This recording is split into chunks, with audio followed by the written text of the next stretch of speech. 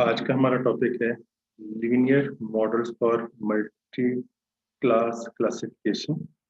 इसमें हम ये देखेंगे कि जब भी आपके पास डेटा में मोर देन टू क्लासेस हैं इन मीन्स फॉर मल्टी क्लास, तो किस तरह सुपरवाइज्ड क्लासिफिकेशन एल्गोरिथम्स काम करते हैं। A common technique to extend a binary class classification algorithm to a multi-class classification algorithm is one first rest approach. तो एक जो typical approach यूज की जाती है फॉर मल्टी क्लास क्लासिफिकेशन में वो है वन वर्स रेस्ट। एक अप्रोच ये डिस्कस यूज होती है। और दूसरी अप्रोच ये है कि अगर आपके पास क्लास वन के एग्जाम्पल पॉइंट्स हैं, फिर क्लास टू के एग्जाम्पल पॉइंट्स हैं, इसी तरीके से क्लास थ्री के एग्जाम्पल पॉइंट्स हैं, तो आप इन तमाम के तमाम एग्जाम्पल पॉइंट्स को एक ही गो में कंसिडर करते हैं और इनकी बेस पे क्लासिफिकेशन एल्गोरिथम अपनी लर्निंग परफॉर्म करता है। आज के लेक्चर में जो हमारा फोकस है वो है वन वर्स्ट रेस्ट वाली अप्रोच पे। In one worst rest approach में क्या है कि अगर आपके पास, नेक्स्ट मैं आपको डायग्राम शेयर करता हूँ तो आपको चीज़ें और ज़्यादा क्लियर हो जाएंगी कि वन वर्स्ट रेस्ट अप्रोच में आपके पास अगर मोर देन टू क्लासेस हैं तो आप अपनी ट्रेनिंग इस तरह परफॉर्म करते हैं कि आपके पास एक एग्जाम्पल के एग्जाम्पल पॉइंट्स आप एक साइड पे रख लेते हैं और दूसरी एग्जाम्पल के एग्जाम्पल पॉइंट्स आप बाकी दो क्लासेस के जो एग्जाम्पल पॉइंट्स हैं उनको आप दूसरी क्लास के तौर पे कंसिडर करते हैं। अगर आप इस एग्जाम्पल को देखें तो आपको चीज़ें यहाँ से ज़्यादा क्लियर हो जाएंगी कि आप यहाँ पे ये देख सकते हैं कि आपके पास थ्री क्लासेस हैं, क्लास जीरो, क्लास वन और क्लास टू। और वन बस ऑल में क्या है कि अब आपको एक्चुअली तीन क्लासिफायर्स ट्रेन करने।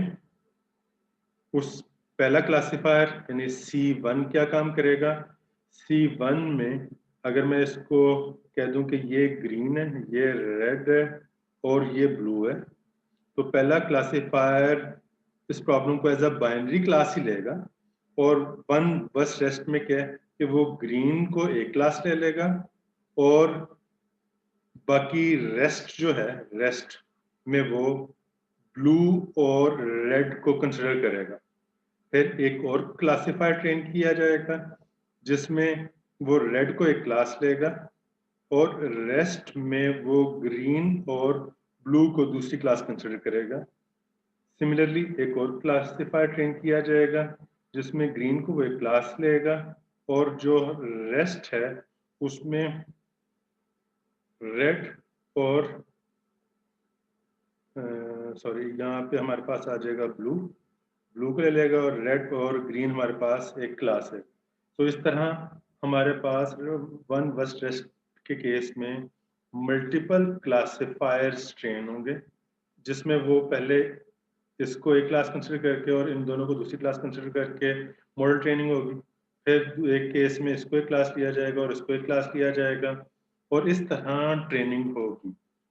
होपफुली आपको आइडिया क्लियर हो चुका होगा। डिस्कशन देखते हैं तो चीज़ें और ज़्यादा क्लियर हो जाएंगी कि वन वेस्ट ऑल के केस में क्या है, वन वेस्ट रेस्ट में कि a binary classifier is learn for each class. जितनी क्लासेस होंगी उन सब के लिए एक बाइनरी क्लासिफायर लर्न किया जाएगा which tries to separate this class from all the other classes resulting in many binary models as there are classes. So eventually अगर आपके पास 5 क्लास प्रॉब्लम है तो 5 बाइनरी क्लासिफायर्स आ जाएंगे आपके पास, 5 बाइनरी क्लासिफायर्स आपके पास आ जाएंगे। और जब हमने प्रिडिक्शन करनी है, ये बड़ा इंपॉर्टेंट पॉइंट है, to make a prediction all binary classifiers are run on the test.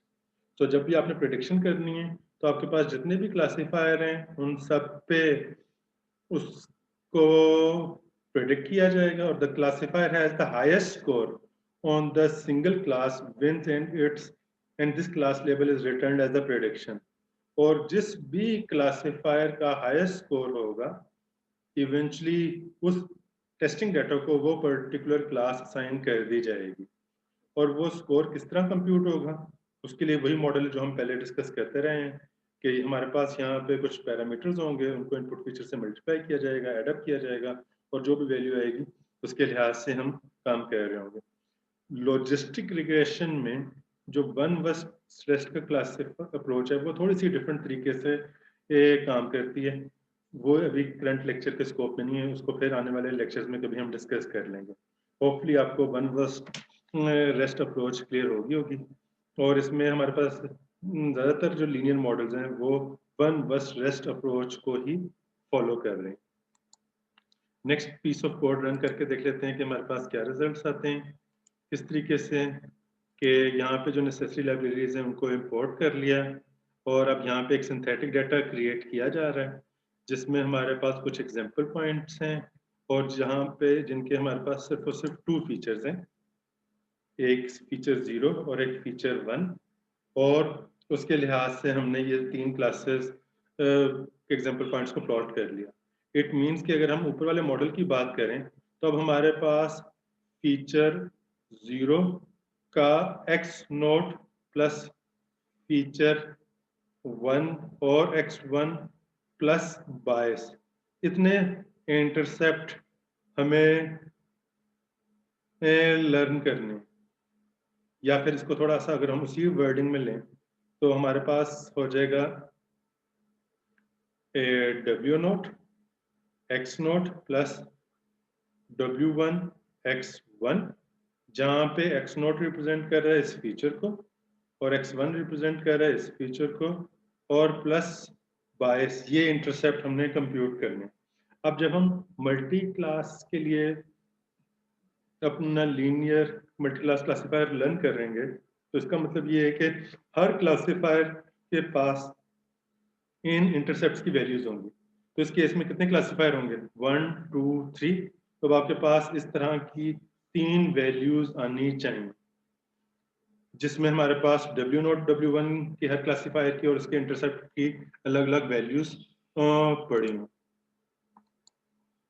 So next इस डाटा पे जब हमने लीनियर एसवीसी रन किया तो आप देख सकते हैं कि यहाँ पे हमारे पास जो कोफिशिएंट लर्न हो रहे हैं वो हो रहे हैं 3/2, क्योंकि कोफिशिएंट में हमारे पास 3 क्लासिफायर्स थे और हर क्लासिफायर में 2 फीचर्स थे, w नोट और w1 उनके रिस्पेक्टिव कोफिशिएंट्स थे। तो हमने इनको लर्न कर लिया और फिर हर क्लासिफायर का अलग अलग इंटरसेप्ट आ गया। सो we can see that the shape of coefficient 3,2, meaning that each row of coefficient contains the coefficient vector for one class of the 3 classes, and the row has 2 entries corresponding to the 2 features.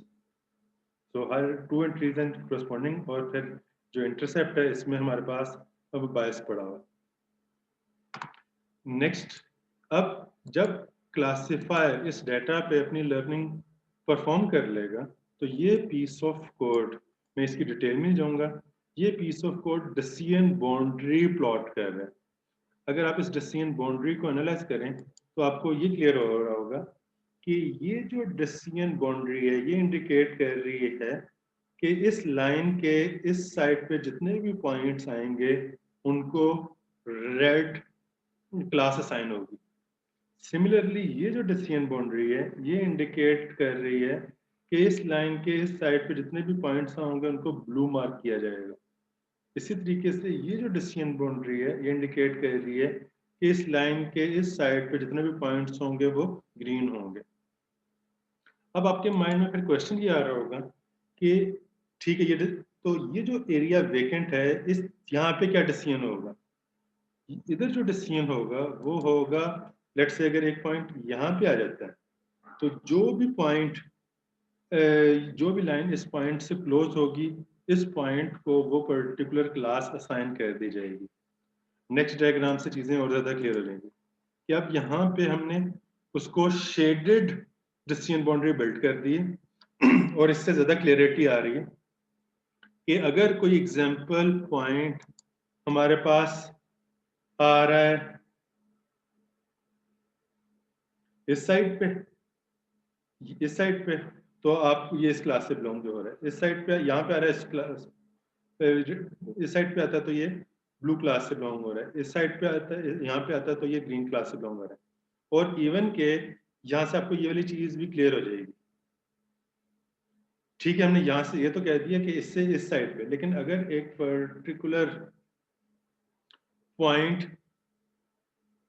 तो वो किस तरह decision हो रहा है, वो इन तमाम points के लिहाज से रिस्पेक्टिव क्लास असाइन हो रही है। सो अगर ये जो फिल्ड कलर्ड एरिया है, ये इंडिकेट कर रहा है कि रेड क्लास की क्या डिसीजन बाउंड्री बनेगी इवेंचुअली, ब्लू क्लास की क्या डिसीजन बाउंड्री बनेगी, और ग्रीन क्लास की क्या डिसीजन बाउंड्री बिल्ड होगी।